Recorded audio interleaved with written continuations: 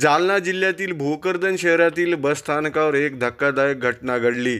बसस्थानकामध्ये सुरक्षा रक्षकाने केलेल्या मारहाणीत 60 वर्षीय मस्जिद खा अनवर खा या वृद्ध व्यक्तीचा उपचारादरम्यान मृत्यू झालाय.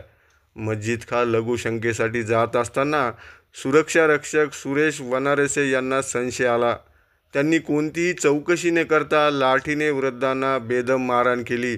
यानंतर गंभीर जखमी अवस्थेत नागरिकांनी त्यांना तात्काळ रुग्णालयात दाखल केलं. या घटनेची माहिती पोलिसांना रात्री उशिरा मिळाली. त्यानंतर भोकरदन पोलीस ठाण्यात गुन्हा दाखल करण्यात आला.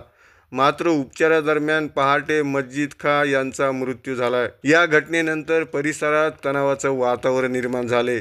नागरिक आणि नातेवाईकांनी आरोपीवर खुनाचा गुन्हा दाखल करून कठोर कारवाई करण्याची मागणी केली. पोलिसांनी या घटनेचा तपास सुरू केलाय. सूर्या 20 मराठी, जालना.